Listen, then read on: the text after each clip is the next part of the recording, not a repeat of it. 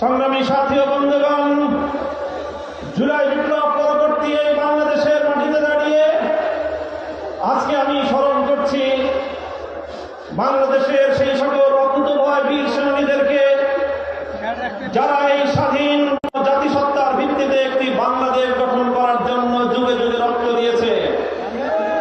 সেই ব্রিটিশ বিরোধী আন্দোলনে 1831 সালের বালাকোট,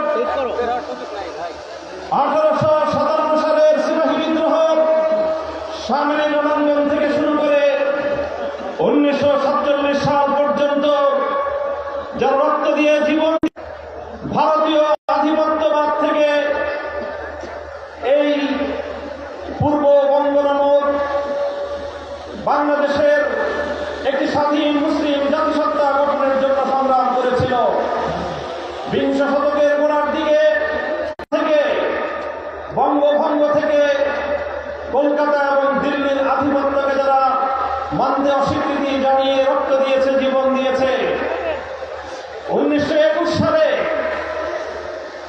এই দেশের শিক্ষা দীক্ষা সহ সার্বিক উন্নয়নের লক্ষ্যে যেই সালে মহান মুক্তিযুদ্ধের মধ্য দিয়ে বাংলাদেশকে একটি বৈষম্যহীন স্বাধীন রাষ্ট্রের গণপত্তন করার জন্য তারা একটি পরিবেশ তৈরি করে দিয়েছে।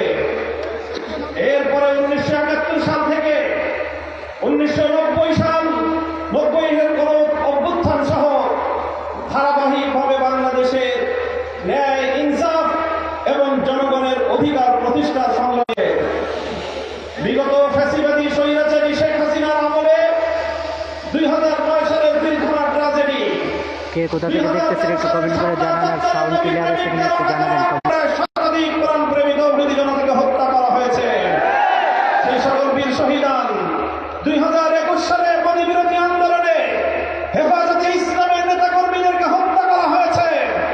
2024 সালের জুলাই বিপ্লবে 1,500 বাংলা তোমার সন্তানদেরকে গুলি করে পরিকল্পিতভাবে হত্যা করা হয়েছে। রক্তের সাগর পাড়ি দিয়ে 36শে জুলাই, 5ই আগস্ট 24 সালে বাংলাদেশ নতুনভাবে মুক্তি এবং স্বাধীনতা লাভ করেছে। জুলাই বিপ্লবীরা ঘোষণা